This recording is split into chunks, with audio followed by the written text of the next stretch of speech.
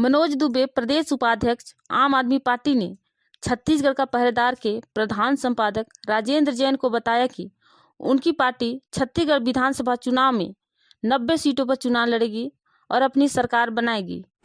मैं राजेंद्र जैन, प्रधान संपादक छत्तीसगढ़ का पहरेदार अखबार और न्यूज चैनल, आज हमारे कार्यालय में आए श्री मनोज दुबे, जो कि प्रदेश उपाध्यक्ष हैं आम आदमी पार्टी के और कोर कमेटी के मेंबर हैं, उनको स्वागत करता हूं। आम आदमी पार्टी की सफलता मैं आपको बहुत बहुत बधाई देता हूं सर। पंजाब में जिस तरह से आपने क्लीन किया है, तो छत्तीसगढ़ के बारे में आपकी क्या प्लानिंग है माननीय श्री मनोज दुबे? थैंक यू आपको जैन साहब। चूंकि पंजाब जीतने के बाद ऑलरेडी हमने पहले भी 2018 का चुनाव यहाँ लड़ा था जी। उसमें हमें अपेक्षित सफलता नहीं मिली, लेकिन पंजाब के चुनाव में हमारी पार्टी एक प्लानिंग के तहत एक योजनाबद्ध तरीके से वहां पे हम चुनाव लड़े और सफलता हम प्राप्त किए। इसके साथ साथ उस दिन 3-4 चीजें हमने अचीवमेंट किया है।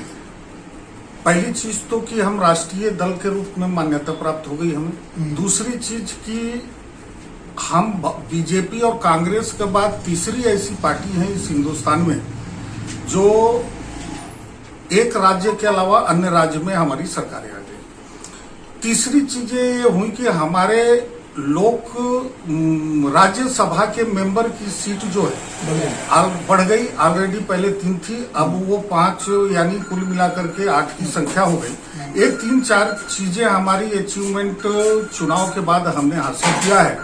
और छत्तीसगढ़ के चुनाव ऑलरेडी हमने 2018 में हमने चुनाव लड़ा था, तो उसके तहत इस बार भी पूरे सीटों पे पार्टी, उस बार चूंकि अरविंद जी का कार्यक्रम रायपुर में था, अरविंद जी ने बोला कि इस बार आप लोग अपने तरीके से चुनाव को अगर लड़ सकते हैं तो लड़िए। लेकिन इसके बाद जब हमने 2018 में सारे सीटों पे 90 में से 85 सीटों पे हम चुनाव लड़े थे, अपेक्षित सफलता नहीं मिली। लेकिन हाँ, इतना जरूर हुआ कि हम कांग्रेस कोई मेहनत के दम पे छत्तीसगढ़ में नहीं आई है।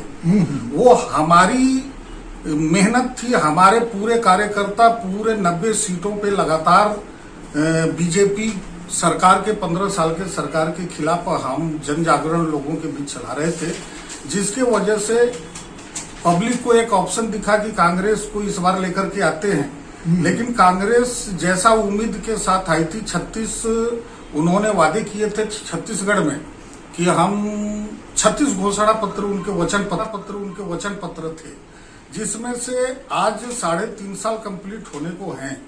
और अभी तक उन 36 में से अगर वास्तव में देखा जाए तो एक भी घोषणा पत्र पे इनके अमल नहीं हुए। कोरोना काल के बहाना बनाना तमाम चीजें रही है इनके साथ। तो इस बार मजबूती के साथ हम छत्तीसगढ़ के चुनाव लड़ने की। तो सर, प्रदेश में विधानसभा चुनाव में आपकी पार्टी पर जनता विश्वास कर सकती है? बिल्कुल। इस बात को मैं एक इतर बात बोलना चाहूंगा आपसे।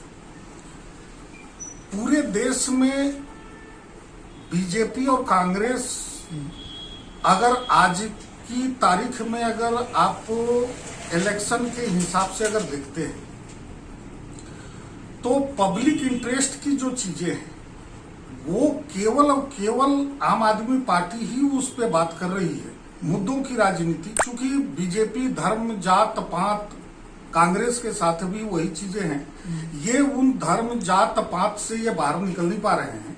और इस बात को संज्ञान में धीरे धीरे हिंदुस्तान की जनता को बिल्कुल आभास होते जा रहा है कि बाकी जो बुनियादी मुद्दे हैं उन बुनियादी मुद्दों को ये कहीं ना कहीं डाइवर्ट कर देते हैं। और अब धीरे धीरे चीजें समझ में आ रही है लोगों को, और जनता जनार्दन होती है।